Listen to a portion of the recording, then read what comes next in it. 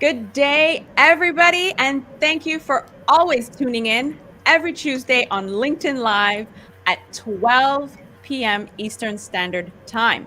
Have you ever wondered why women of color or diverse backgrounds get chosen to be the token?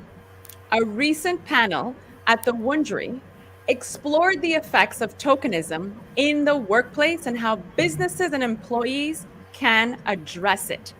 Let's kick it off by defining tokenism.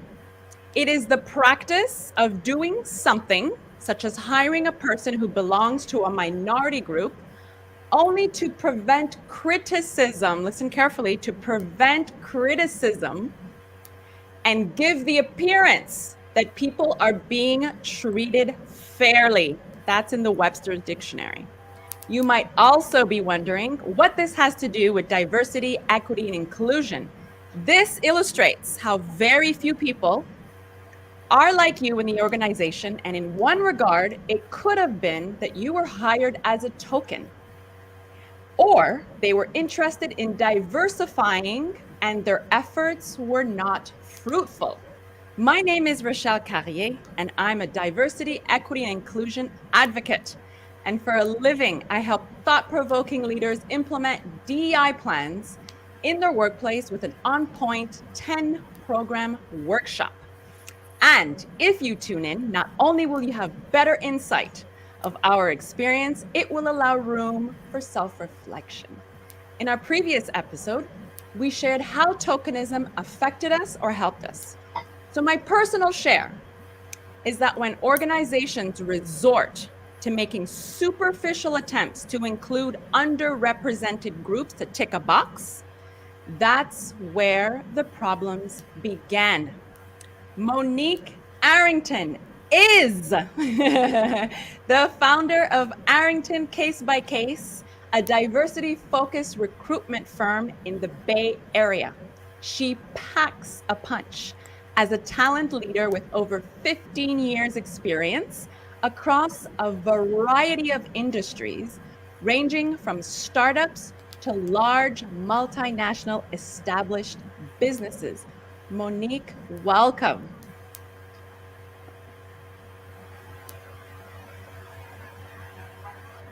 Looks like I had you on mute. Hi guys, good morning. Welcome. Thank you so much for having me. Oh, the pleasure is all mine. So, what do you think businesses can do about tokenism? I think they need to have real, true intentions when they kind of go into D&I, when they want to actually diversify their organization. And they need to really sit with those intentions and say, okay, we do want to bring in, like, for instance, I do diversity recruiting. So I speak with people all the time. Their main objective is bringing in more diverse talent to the organization. And one of the first things I always ask is, what is your real intentions here? Is it just truly to do PR? Is it so that you can go on your employee website and say, hey, we have these Black people. You see the same Black person in every photo. What is your true intention? So first step is to figure out what your true intentions are. Then start asking why. Do the 3 why steps, right? Why do you want that? Then why? And get to the root cause of what this truly means for your organization. Not every organization is ready to bring on diverse talent. A lot of education needs to happen before that can happen. And a lot of policies and procedures need to be changed. Management style might need to be altered. So they need to do a lot of this unique work before they bring people in. And that will ensure tokenism doesn't happen. Unfortunately, like I said, I work directly in this field. And I just got off a phone call with somebody today who got hired. Thankfully, I didn't place them there, but they got hired on an organization right around George Floyd. Right after the George Floyd incident, they hired several Black people in the organization. What we've seen when I spoke to her is every other Black person that was hired around George Floyd has mysteriously gotten a PIP, laid off, or let go now. So it's merely for show. And this has happened so much that I've talked to so many candidates that this has happened to. It really comes down to understanding that you can't just place Black and brown and Indigenous and neurodivergent people in organizations. You have to do the front work. And that ensures that you don't have tokenism. But yeah, that's kind of where I am on that. Right. And This is going to be a very interesting topic. I definitely want to thread on what you've said and talked about. Let me introduce someone else, and then we can definitely elaborate on all of this because we do have a lot to say and unpack. So every time you open your mouth, your prospects will be throwing money at you. Learn the simple steps to wowing your customers with a perfect pitch with Precious S. Precious L. Williams, the killer pitch master. Convert conversions into currency. Get the tools and tenacity to pitch with power. Sell with storytelling and develop a masterful mindset for communication. It's time for you to learn how to hashtag slay all competition. Precious busts norms and shifts. This is where I'm getting all the S's from. Shifts perspectives to help teams own their awesome and bring out their wow factor. Your leaders and teams will up their game on their terms to develop the cunning clarity and confidence that's been inside them all along. What's more, they'll get unstuck and discover a renewed and refreshed energy to own the mindset of the pitch in a way they never thought possible. If you're ready to go from milestone to memorable, attracting and captivating your prospects while closing the sale in an authentic way, it's time to pitch for profit. Precious is a 13-time national elevator pitch champion, featured on Shark Tank, CNN, Wall Street Journal, Forbes magazine, Black Enterprise magazine, Essence magazine, and the movie Leap. Precious, welcome. Thanks for having me. I'm so excited to be here. I am so excited to have you. So, as Monique was saying, how tokenism, what businesses can do about tokenism. How do you feel? What's your perspective? Well, actually, I used to be, I'm a former attorney, and I remember I was hired by this medical malpractice, products liability, and toxic torts firm years ago, and I instantly knew that I was the token hire. And they would trot me out for diversity and for press releases and stuff like that. But I never had work. As you all know, when you work for firms, you need to justify your paycheck. Those billable hours have to count for something. And it really, really frustrated me because I was like, I don't want to be hired for this particular reason. Like, I'm actually a great and award-winning attorney. And it got to a point where, I left on July 15th, 2009. Like, I don't stay places where I'm tolerated. I only stay in places where I'm celebrated. And so being the token it's just not a good feeling. And it also has other people looking at you as if you don't really belong here. You're a little bit too much. You're a little bit too this, too that. And it's like, no, I belong here just like you do, if not more. And so when I started my first company, Curvy Girls Lingerie, or with my company, Perfect Pictures by Precious, I make sure that when I am brought in as a consultant, a corporate trainer, a speaker, that at a bottom line, I'm not going to be the token. I'm not going to be referred to a certain type of way. I don't want you bringing up my background in a way that makes it seem like, oh, I'm just so grateful to be here. I don't walk in any place grateful. I belong here. Some of y'all don't, but I definitely belong here. And I have the credentials, the testimonials, the background, the skill set, and the experience to wipe up the floor with a lot of different people. And so I'm not going to be the token. I'm not going to be referred to as a token. I'm not going to be brought in under that. And having been on this side and now I'm on this side, when people say, oh, after George Floyd or after all this economic downturn, pandemic, and social unrest, are you finding more work because of that? I'm like, no. I'm the killer pitch master. So I specialize in pitching and communication skills, whether it's intergenerational communication skills, internal, external communication, sales pitching, and things like that, things that we all need no matter what. I think that what is different is I have a different way of teaching and training. So I'm not boring. I'm going to come in with the funk and the noise, the color and everything. And I'm going to come in with the fullness of who I am. I'm not going to shrink back. I'm not going to be in the background when the seat at the table. I'm almost trying to get to the head of the table because that's where I truly belong. So as a token, people want to put you back or say, you got here because of this. And it's like, no, I have an English degree, a law degree, and I'm a successful serial entrepreneur. And I'm a corporate trainer for the biggest tech companies in the world. I didn't walk in as a token. I was brought in and walked through the red carpet to get here. I didn't jimmy my way in. I didn't get here because of that. But if that shined a light on some of the people you've been missing out on, that's one thing. But I am not a token. I refuse to be treated like one. And you respect the gangster of my skills. And so that's what I want to say.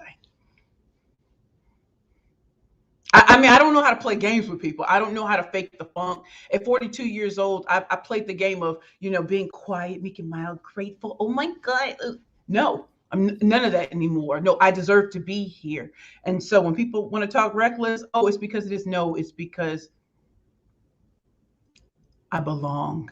And I remember years ago when I was a student at Georgetown University Law Center, and people were talking to me about their mothers and fathers and everyone in their family being diplomats and mayors and stuff like that. I was so, I felt so bad because I didn't come from that. Now that I'm removed and I have perspective, even with all the connections, all the other stuff that they had, we were still face to face, which meant that I always belonged. And I don't want to ever have someone hold something over me and say, "Oh, you're only here because of that." No, you're here because of this connection, that connection. I walk through the front door, red carpet, and that's it. Right. I agree. Why did you think, when you said you gained perspective once you were removed from the situation, what do you think brought you to that point? I believe that what brought me to the point of actually recognizing my real talent, skill sets, and abilities was when you're in this moment of law school or graduate school or anything, everybody's jockeying for position. Everybody wants to be someone. I thought that you had to have the Birkin bag. I thought you had to have everything external.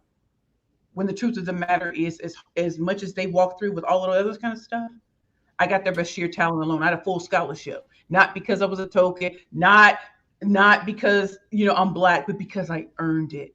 And it's only when Right. I got out of the situation after I graduated from Rutgers School of Law in 2007, after I passed the bar on my first try, the New York State bar. I looked back and I said, man, I spent all those years being depressed about not being a Hoya lawyer or thinking that this school would determine how high I fly. I don't have Georgetown on my resume. I don't have any of that. But I did teach at Harvard University this year at the business school. So think about that. Like when you have a talent, a skill set, and ability, whatever happened back then or now, I'm at the right space and at the right place because I grew my brand. I grew it to a point where people know my name and they're bringing me in for nothing else but because I get results. And that's why I point people, check out the testimonies, check out all this other stuff. It has nothing to do with what you want to assume it is, because that's the easy place to go to without recognizing that I'm a 10-year overnight success. It has nothing else to do with anything else. So my perspective on when I see our young people and people are telling them you need to do this, that, you need to buckle up, you need to be in the background, you need to be good. No, I want you to come in with the fullness of who you are. If they don't like you now, they're not going to like you later. So be who you are right now. And so I am colorful and as loud as I want to be, but I'm brought in for a specific reason. And I'm there to do that. So if you want boring, you want milk toast, you want people who just say the same things, you can get somebody else. But if you want real results, if you want somebody who's going to kick your butt up all up and down the road and really show you how it's done and how to turn prospects into clients and repeat clients, then you come to Precious Williams because I've shown you how to do it repeatedly. Mm, I agree. I'm meant to all of that. I'm meant to all of that. I am going to bring on my Haitian sister, Shelly Fanfa. She's a Haitian American female, born in Manhattan and raised in Queens Village, New York. She has earned a bachelor's degree in psychology from the University of Central Florida, in addition to 2 master's degrees from Florida State University in mental health counseling and human services and systems. Shelly is the founder and sole owner of Ask Shelly Consulting LLC, where she consults with corporations, individuals, and other business entities, ministries, and organizations to maximize performance and productivity. She is highly esteemed emotional intelligence expert and ordained minister. Ordained minister. We need you today. that sets out to change the world one life at a time. Shelley, welcome. Welcome. Thank you so much for having me. Good afternoon. I am so privileged to share the stage with so much power. You were reading that. I'm like, who's she talking about? Me? Thank you for having me. Oh, you're so welcome. To thread from what everyone's saying, what do you think businesses can do about tokenism? Well, first and foremost, as an emotional intelligence expert, I get to consult with corporations and other business entities. And usually when they bring me in, they're bringing me in to talk about, team building, how to maximize wellness in the workspace. And most of the time it's because they're probably trying to check off a box. But then when I go in there and we start talking about true issues that impact the mental wellness of their employees and their team members, these things come up: implicit bias and microaggressions and tokenism. And then it changes things. I say all that to say that change doesn't happen outside of a state of awareness. And so I use the opportunities that I have to train leaders and to bring them to higher staff retention. All the things that they desire an emotional intelligence expert to do usually falls back on what they're doing and how intentional they are as a business to really focus on how to truly maximize the wellness of all of their team members and making sure that they're tapping into those unique needs of marginalized groups. And so it's like ordering a burger, but then you open the bag and there's like fries and nuggets and 3 apple pies. That's usually how it works. On an individual level, I just want to say this and I'll go back to your question. On an individual level, when I get women and men that are coming in for therapy and they're just feeling like, I have finally reached that level, I'm finally living a life that looks like what I perceived as success, and I'm still empty. I'm still feeling tired. I'm still feeling lost. Like you got the 6 figures or whatever that goal is, you have arrived, but still feeling empty, still feeling like you're surviving, but not thriving.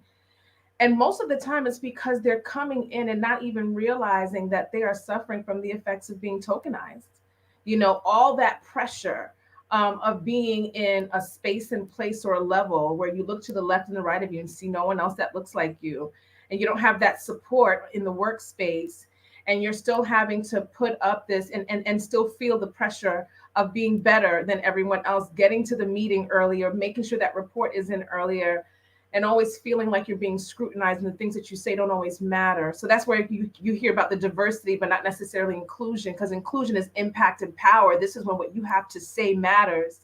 But feeling the effects of all that, and then of course still having to leave and just deal with the implicit biases of the world as a whole, and then trying to manage your family, and then with women having to hold down households and raise children. It's a lot. So by the time people come to me, they are unraveling and they don't understand what that is. And when people are functioning but not necessarily healing, or you're dealing with the pressures of this world and normalize it and not call it what it is, like you're experiencing trauma, you're experiencing depression, you are experiencing anxiety, you are psychologically decomposing. This is how I see it, from an individual level when people come to me. For businesses, there needs to be awareness, because change cannot happen outside of a state of awareness. People truly are okay with checking off the boxes. We have this percentage of this population. We have this percentage of this population. But there's really no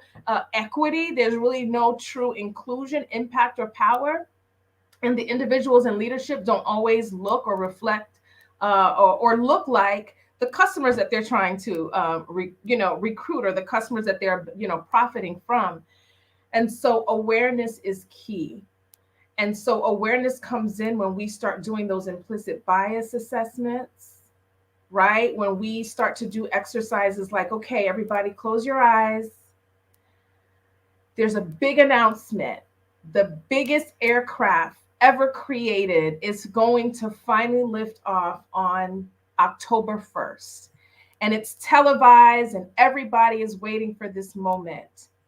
And so it's live on TV. The biggest plane ever made is going to fly nonstop to London. And the captain comes on the screen to address the listeners. What do you see? That's implicit bias. However, you answer that is implicit bias. So we have to get people to understand that it's in there. We all have it. And how does it bleed into what you're doing? And how does it bleed into this, to this process of tokenism? So awareness is very, very important. And it has to be awareness on all levels, where tokenism comes from. Of course, I talked about that implicit bias again. We have to really analyze the why of businesses. Like, do you truly want to do this, and why? I think Monique talked about that, like really being able to assess the why, because the why is very important. A lot of the times we cannot achieve what we want in our own personal lives because our whys are misplaced or displaced, or our whys are not really true. They're whys that we're really not convicted to. So when there's no conviction in your why, there's no power to change. And so really assessing that, what is the why for this company? Not only because you want to avoid criticism, like you read in that definition, right? Or avoid judgment, but that it is right. It is the right thing to do. Not only is it the right thing to do, but it will cause your business to prosper, because we know that inclusion and that innovation just, it maximizes revenue and profit margins.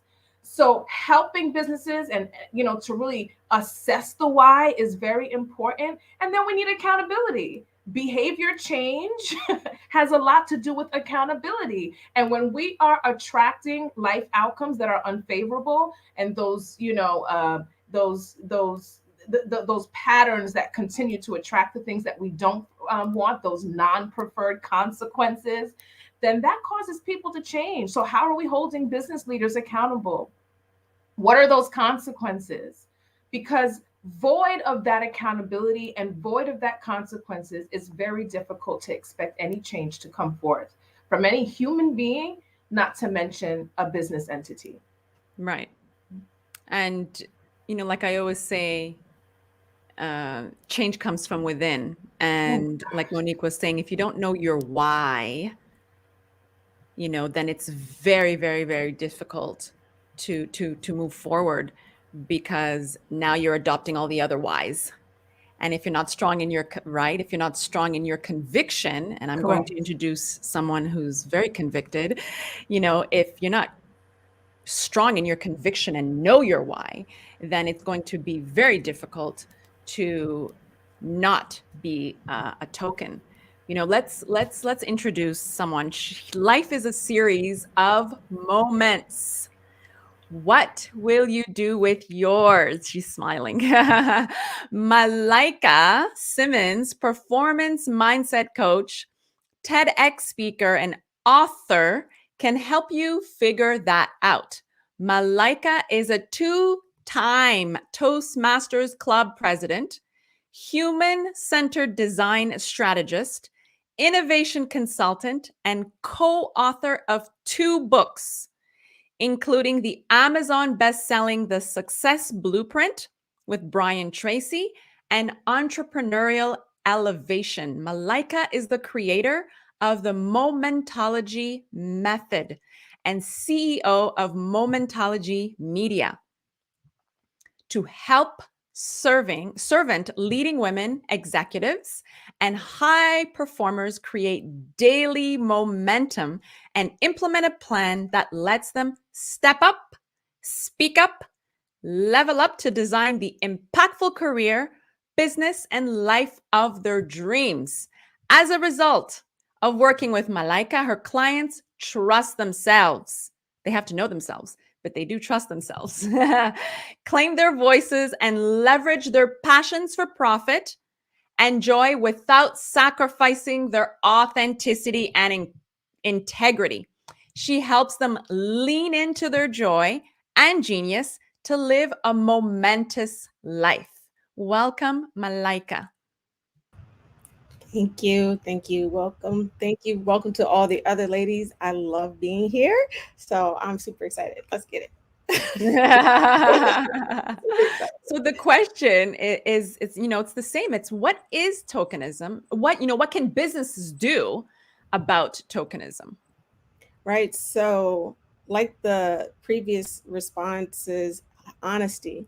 Part of the problem is they're not honest about why they're bringing people on in the first place. So it is almost an oxymoron to say the business should be honest. Well, of course they're being deceptive. So that's not what's going on, right? So honesty from their perspective would be helpful. But what happens when it's not? Because let's face it, most of the time it's not. Because a lot of times you don't even know that you are a token.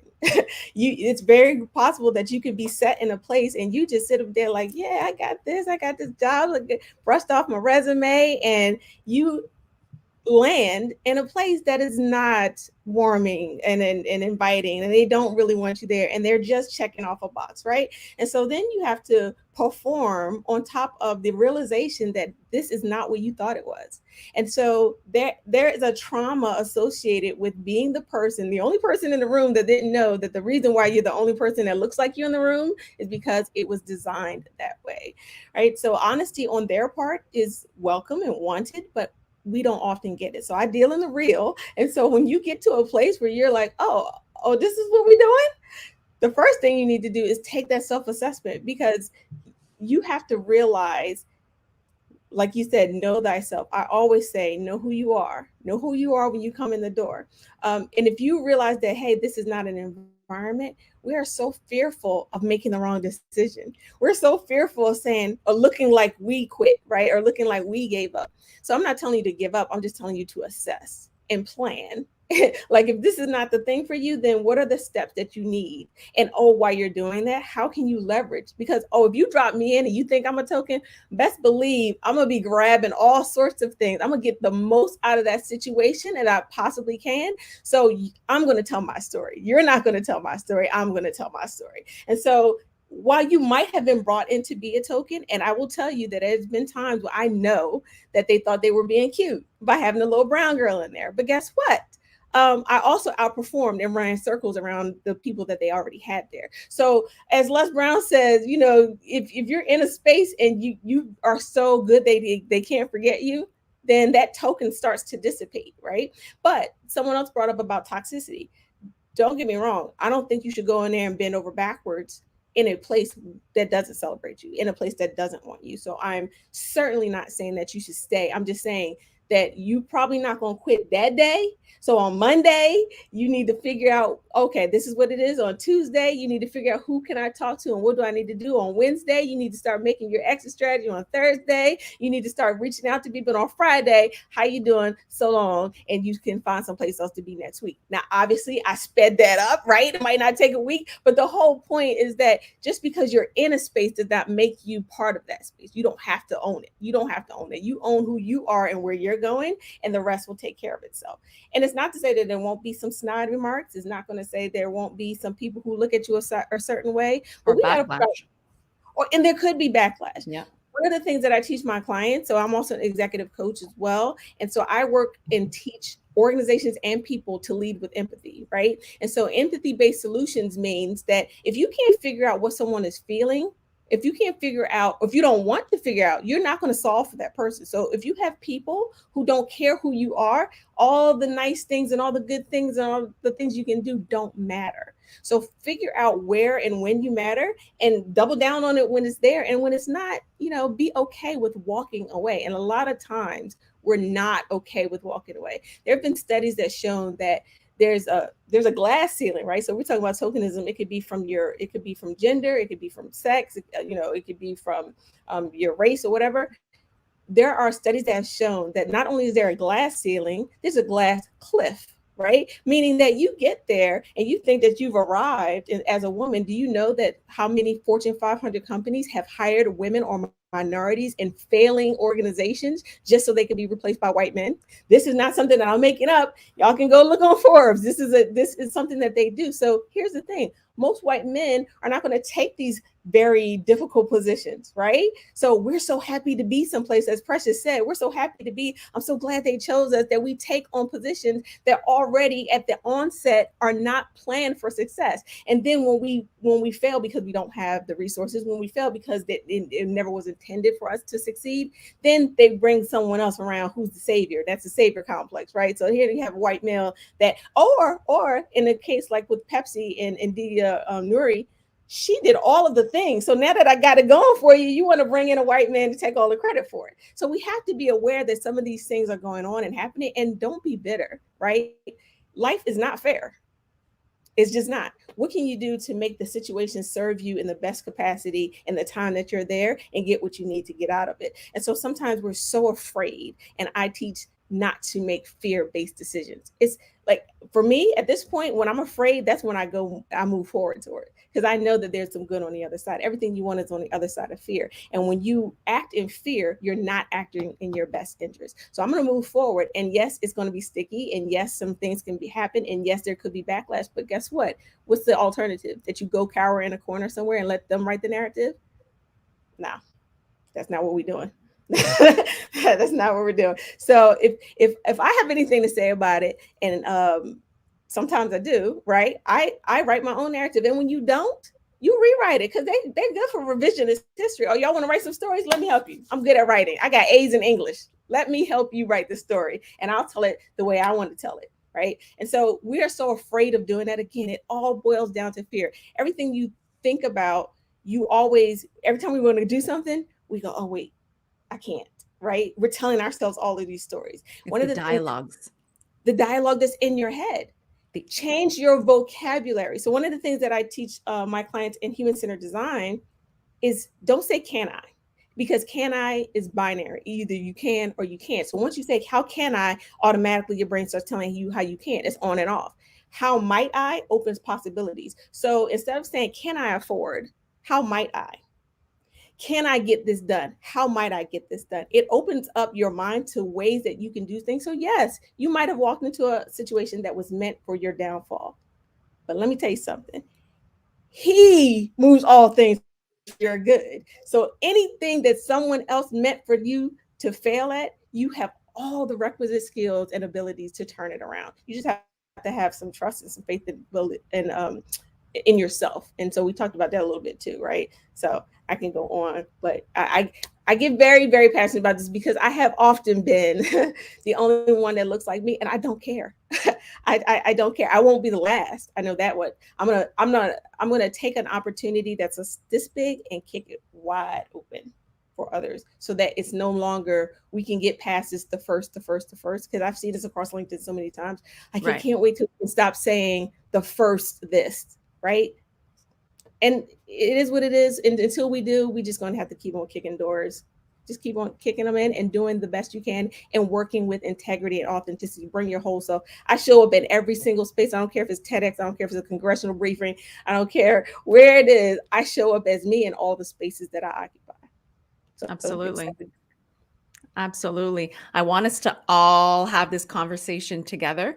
You know, I see Precious and I see everyone's shaking their head. So I'm going to introduce Toki Tagori, is the co-founder and customer success director for Diversed, providing diversity, engagement, and collaboration tools for the workplace that go beyond the hiring of diverse talent. She operates at the cutting edge of DEI technology, enabling outsized ERG growth, program success, and the attainment of client results through improved employee engagement and management facilitation. Throughout her entire career, Toki has leveraged her own personal story to help others write new chapters about inclusion within the workplace. These experiences gave her a front row seat to situations of bias, discrimination, and other inequalities that fostered an understanding of diversity from a people-centric perspective, which has enabled her to become the thought and practice leader that she is today. These personal insights have also helped her shape the diverse technology platform with tools and engagement techniques that are practical, purposeful, and impactful. Thank you, Toki, for coming today. Thank you so much for having me. And I'm fangirling right now with everybody here. I'm also tracking, like connecting the dots, because I resonate with everything that everyone has said. Because as far as tokenism goes, I've always been the one, the only, the visible minority in the room. Can you tell us? Everywhere I Can you work. tell us where you're from, or where your parents are originally from, for the audience? My grandparents came from Japan and settled in Canada, and my parents met here in Montreal, Quebec, Canada. So we've got that added layer of language on top of every other minority-based statistic. But just to put it in context, early in my working career, I got what I thought was my dream job, and then I was invited to present in a meeting. And my boss introduced me as Token. She made that Freudian slip. I'd like to introduce Token. Okay, my name is Toki, but she introduced me as Token. And then she caught herself and just continued like nothing happened. So during a break, I said, well, you can reintroduce me and correct my name. And she goes, oh, I don't need to do that. Everyone knew what I meant. And they're okay.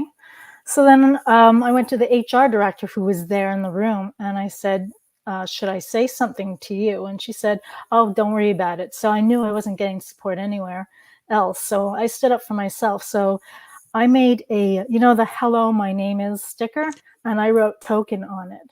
So if she's going to make the Freudian slip and call me Token, I'm going to be Token.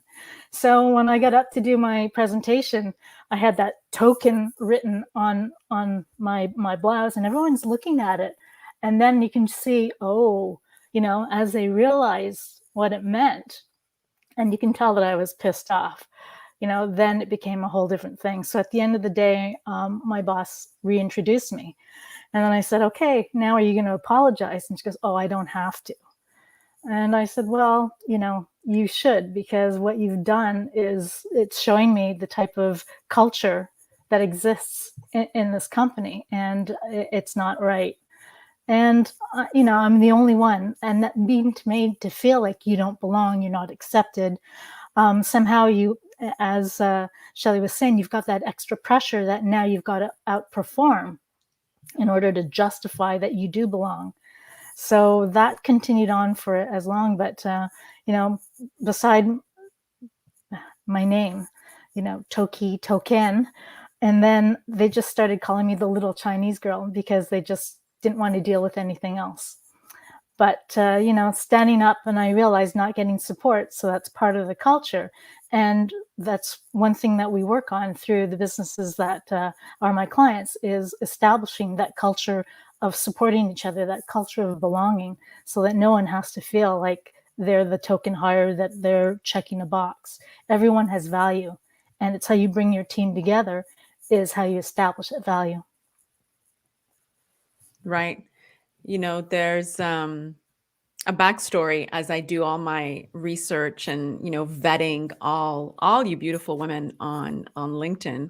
Thank God for LinkedIn. And, scanning all the bios, and I scan for words that are always aligned with my mission. And to thread from what Toki was saying, how she stood up.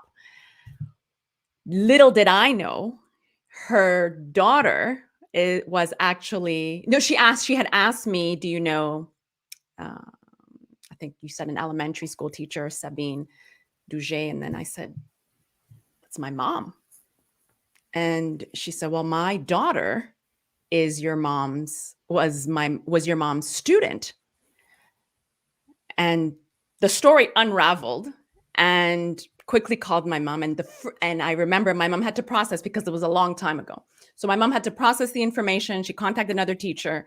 And then and I didn't get to tell you this, Toki, but when she put all the pieces together, she said she was the strongest woman, resilient and powerful parent that I had ever met in my 35-year career. She said she made her daughter strong. she's strong herself, and I won't say all the other words she said, but she said she doesn't take BS. Basically, is what she said, and that's exactly it. So this story illustrates how if no one is going to advocate for you, right? And I have an ebook coming out on advocacy. Exactly, Shelley. You need to advocate for yourself. You need to stand up for yourself. You know, these are situations where, okay, if I was hired as the token, then like exactly what Malaika was saying, I am going to bring everything I have to the table. Right? Precious, I see you shaking your head. You already know I'm 42 years old. I've spent all the way up into my 30s being what people wanted me to be, or dimming my light and shrinking myself to fit other people's agenda. And to go along with what Toki said, I used to work for a solo attorney years ago, and she came to me one day. She said, Precious Williams, have you ever thought about going by your middle name, because your first name is, you know. I was like, no, I don't.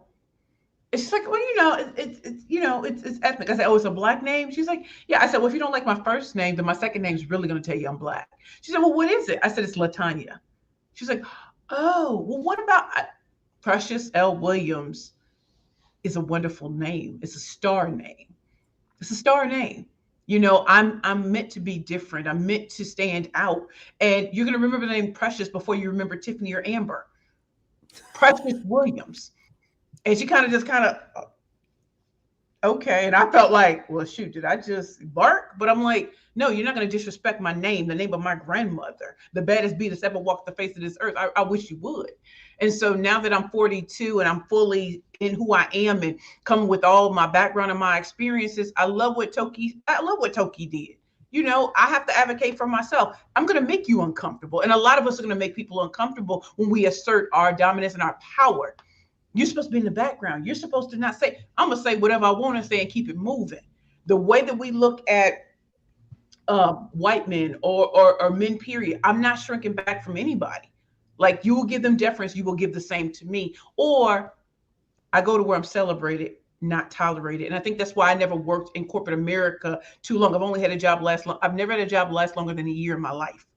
So I've been an entrepreneur longer than anything. And being able to finally set the rules and not worrying about what everybody wants me to be when it comes to respectability politics, when it comes to, you know, oh, you have to fit this mold. I don't have to fit any mold. I'm break the mold. We talk about there's a glass ceiling. To me, the sky really is the limit. And I think there's even more to go. But I have to come out and show it. And as great like Goodwin always said, when you step into your purpose, another woman can step into hers. But some people have to see it done to know that it can be. So we got to go kicking in walls and doors and all sorts of things and being like, you got to accept all of me as a black woman. You got to accept all of me as a full-figure diva. You got to accept all of me as a female MacGyver business. You got to accept it all. You accept him with the hoodie. You accept this guy wearing the same colors all day long. You got to accept me all colorful and as bright as I want to be. Just accept it. And that starts with doing the work that we have to do to accept ourselves. Yes. Because nobody will accept us if we're not fully accepting of our gap. We're not fully accepting of my waist is not really there anymore. Fully accepting of my C-section scar, fully accepting of the roll on my back. I'm beautiful just the way that I am. I make my bag look beautiful. I make my gap look beautiful. I make my, you know, we have to get to a place where we can truly do that for real. And I encourage women to say the F word. And that is fulfilled. Fulfillment starts with self-acceptance. A lot of the time we think that fulfillment is something that we have to achieve on the outside of ourselves. But once you achieve that self-acceptance, that means that I'm unapologetic about who I am. I'm not, I no longer have perfectionism. Perfection is no longer the goal. I've learned to, see the value in deferred success, and it causes me to be motivated, and it doesn't cause me to feel like a failure. All the things that causes us to achieve self-acceptance, that's key. And we have to be intentional about getting well so we can be fully accepting of all that we are and all that we are not. That took my healing process included not only accepting all that I am, but also being accepting and celebratory of what I'm not. Yeah. And it was at that point that the power it becomes a reality. You walk into spaces and places and the atmosphere shifts because you got there. That's healing. So we all just need to be very intentional about doing the work and overcoming the emotional injury that causes us to not be fully accepting of everything that we are and all the things that we are not. Right. It's being your authentic self. There's a LinkedIn user who says, "I will not make myself smaller to make it easier for you to digest. You can choke." Yes, they can choke. That They part. can't. That Right? part. So I want to just say, first of all, Toki, congratulations, because as a mom, and we've had this conversation, anybody who's been at any time with me in a room knows how much my daughter is my everything, and she is the epitome of the momentology method. But I want to tell you that I have a 12-year-old who's running for student council president right now, who does not shy away. She's always been the only brown girl in her class. She's also tall for her age. She's 5'7". She just turned 12. She is not afraid of walking in a room. When she was 8, somebody said, "Oh, you can't be 8. You're too tall." And she said, "I feel like every 8-year-old should be this tall." Listen. Okay. So she brings her whole self with her everywhere she is. She told me she was going to start. She played the cello and she codes. She's been coding since she was 5 years old. She codes in JavaScript and Python. She said she's going to start a club at school that's a cellist who code. And I said, "Okay, baby, you might be the only one in there." And she said, "That's okay." So then she said, "And then I'm also going to start an activist club."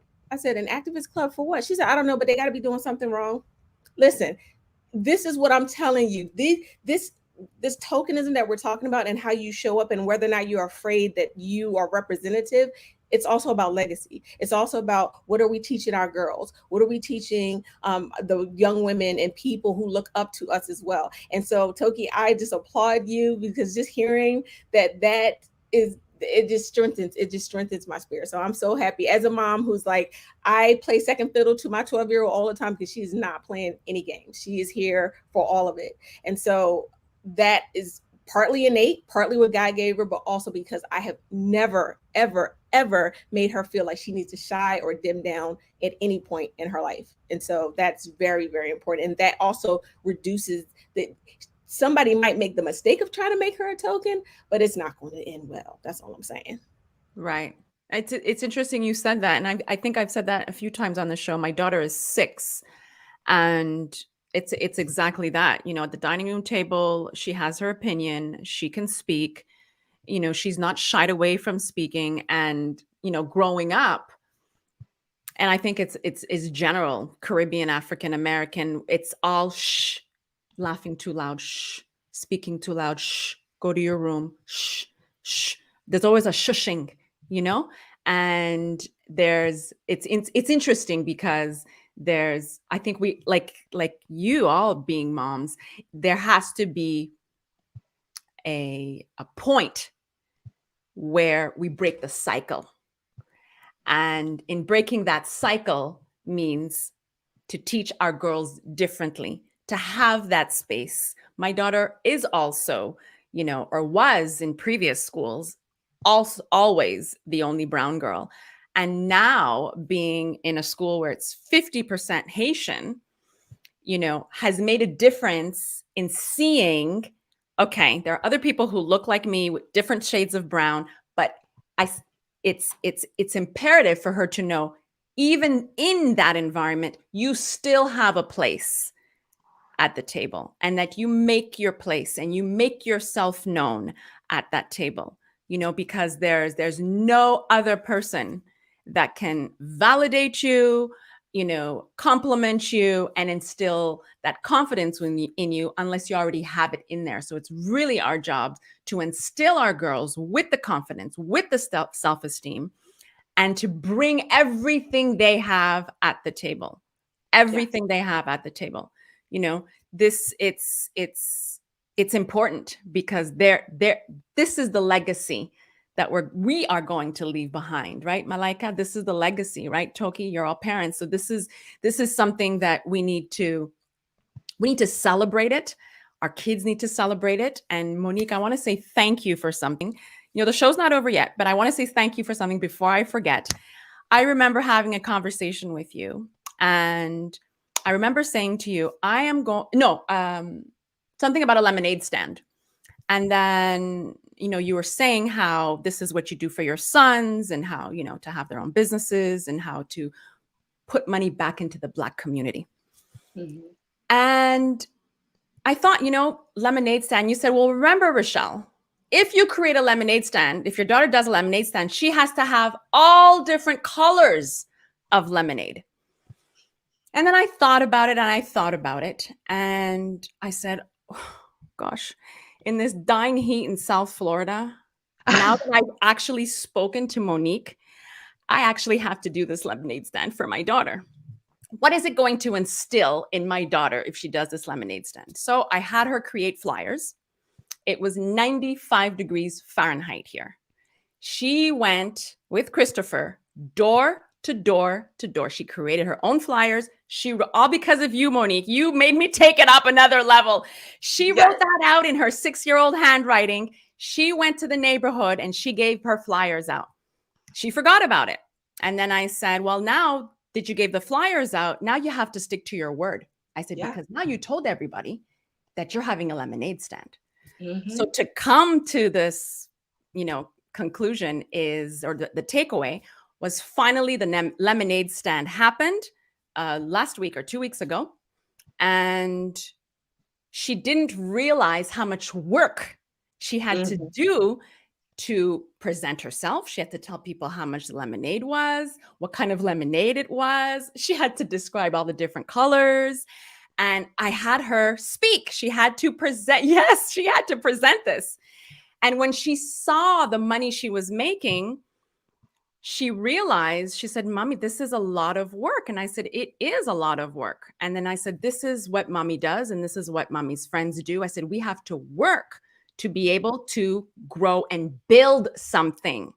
Because I don't want her to work for anybody else. So I'm like, this is what you need to do to build something. So she had her little Easter bunny basket because she loves pink. It was pink and all the, money was inside. And then Christopher came and said, well, how much did Mommy buy the lemons for? And then he's like, okay, $3. Well, how much? And then he took the $3 out of the basket. Well, how much did Mommy buy? How much right? It's expenses. Those were expenses. And then she's like, no, but I want my money. He said, I know, but well, how much did Mommy buy the lemonade pitcher for? Let's say $1. And then she realized she had less money. And then I said, well, I worked. I was here outside with you for 4 hours. I said, do you have to pay me? But Mommy, I'm not going to have any money left. And I said, well, then maybe you need to work a little bit harder. Or maybe you should do this and then see how much money you can make. But again, it's instilling something that she would have never thought of doing if it wasn't this lemonade stand, So again, I applaud all of you for being able to, be where you are, be who you are, accept who you are and challenge the status quo. We didn't even get through all of our questions, but it doesn't even matter.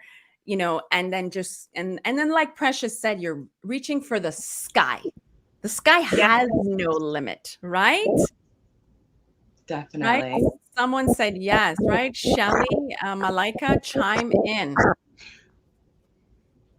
Yeah, absolutely. I love all of what we're saying here. It's about the legacy that you leave. It's about who you are and how you show up. And the one word that came across several times is unapologetic, right?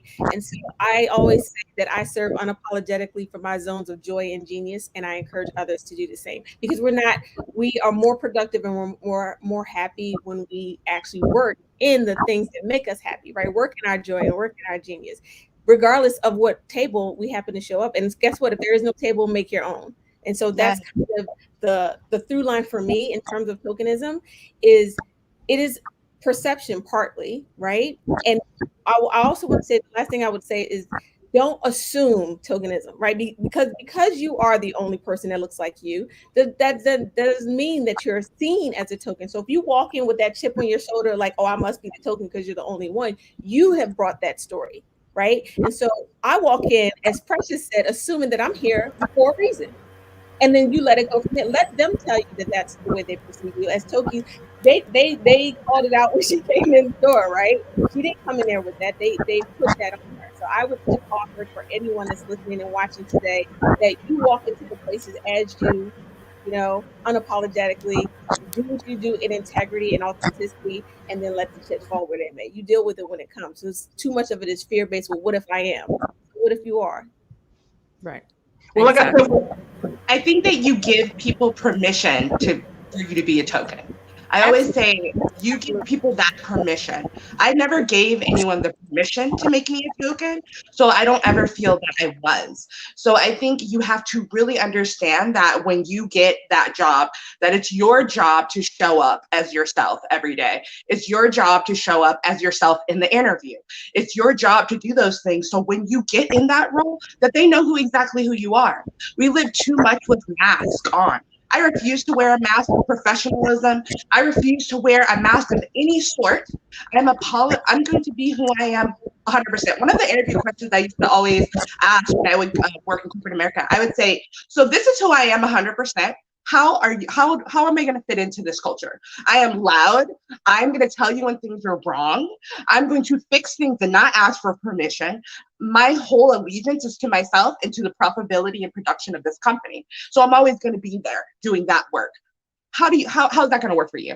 And I would like to give them feedback in the interview, and I would show up who I am. And I think that when you give yourself the permission to show up and to ask the question, hey, this is who I am. How are you going to deal with that? How do I fit into this culture? That is a big deal. And I think that we, unfortunately, because we mask ourselves, we set up ourselves for these problems. We have to stop it. We have to decide that we are enough, that we work on our trauma from past corporations, and then show up unapologetically as ourselves. And I think once we do,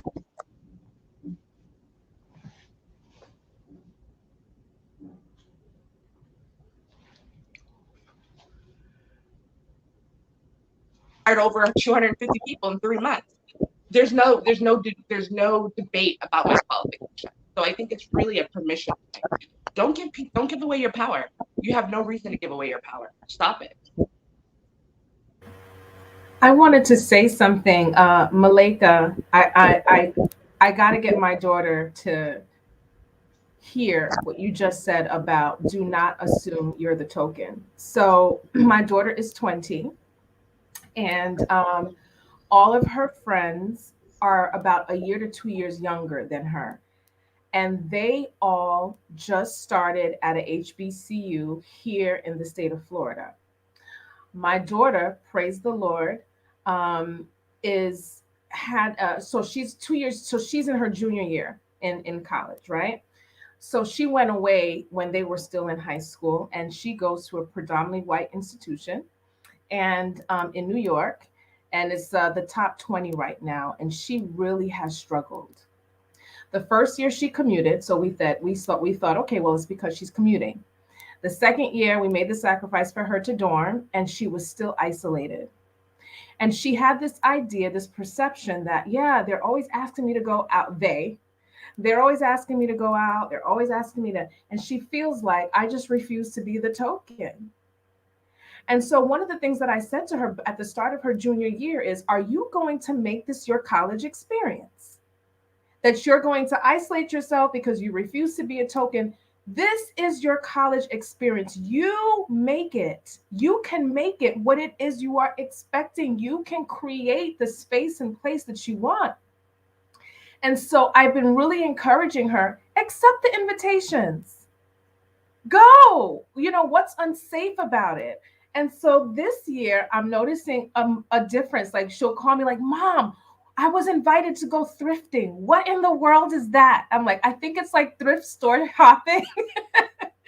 Mom, they're going to bike ride across the Brooklyn Bridge. Is that even safe? I'm like, go. And I've been encouraging her, build relationships, This is an opportunity, you know, like, and just helping her to see, don't, you know, go in with this preconceived notion that you're a token and they're not going to accept you for who you are. And so I'm happy that you mentioned that we should not, you know, automatically assume that we are, because we're the only one that looks like how we look. Shelly, I'm glad you brought that up. I'm so, so glad. So last night I went sailing with some of the board members for Savvy Ladies, and I brought my friend Precious. We both chocolate chicks. You know how it is. We're both in business. And so we got on this sailboat. I've never been on a sailboat. I've been on yachts and stuff, but I've never been on a sailboat. And I was so emotional. I was trying to hold my tears back because there was that 5-year-old in me from the hood that was like, I used to dream, and the dream is in front of me. And it's because I don't mind hanging with anyone. And as our queen said before, mask off. Like I brought my whole self to the table, toothless aggression, all of that. And they were just eating us up and we were eating them up. And it was just like hearing about, um, Italians who came on Ellis Island way back. I mean, I'm just hearing incredible stories. And I was like, I'm so glad I'm here. I'm so glad my girl is here with me. I'm so glad that I lived long enough. I'm so glad that I said yes. I asked, I pursued, and I pressured, and I did this. And I just want to leave y'all with this last thing. My grandmother's been heavy on my heart. My grandmother died 21 years ago when I was a junior at Spelman College. And my grandmother was a different type of grandmother. She didn't teach me how to cook. She didn't teach me how to clean. She used to tell people, oh, Preston's going to have people doing that for her. Jigga, who? Word? Okay. Not only was she right, but what she was doing was being a new type of grandmother. She didn't want me to feel like I got to cook and clean to keep somebody. I got to do everything for everyone else and put myself last. She was like, you're the golden child. And so as I'm sitting here watching all of us, when it comes to this tokenism, what we're talking about today is don't let any of us, as great as we are, ever put another woman or woman of color, BIPOC, differently able, LGBT, let us not ever put another woman in a position where she feels like the token because we won't expect her to act a certain way. As I'm sitting here watching all of us today, and we're all different, funky, great, wonderful.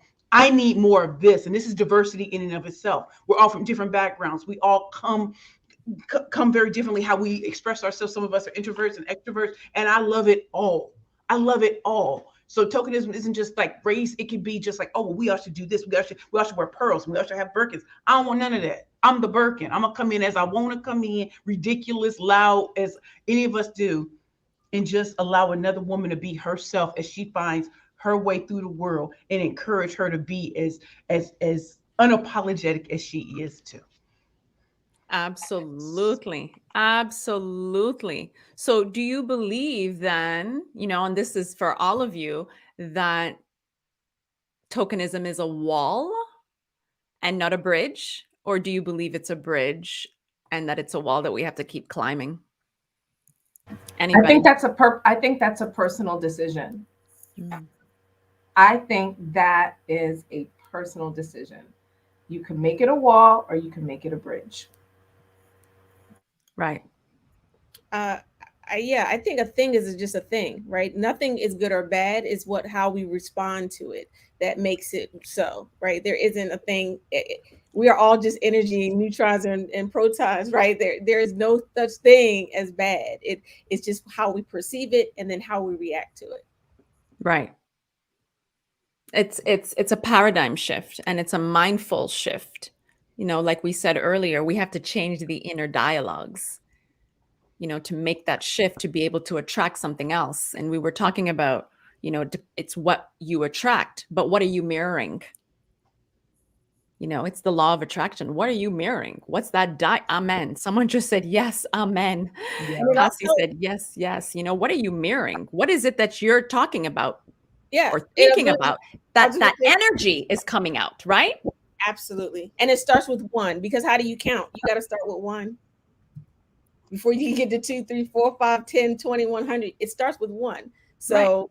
You got to start somewhere. If it's me, if it's Precious, you know what I mean? Wherever we're starting somewhere. So yeah, absolutely. Well, I feel like whether it's a bridge or a wall, like I can acknowledge it and keep it moving. Like I learned a long time ago, may the bridges I burn light the way. Not every bridge I'm meant to cross, not every wall I'm meant to climb. I'm just not. Like, so sometimes like I'm gonna go my own way, like Fleetwood Mac, I'm gonna go my own way. So it's a reality for some. It's a reality for a lot of us. However, I'm not going to give a lot of energy to it because I'm over here on my own program doing what God's purposed me to do. I'm not trying to be like everybody else, just like every woman on here. And I encourage us all this to come in the fullness of ourselves and to let other women come into it, because it's not easy to meet all of us and be like, oh, well, we just do what our own thing. Well, I'm 22. I don't know if I can. It comes with time.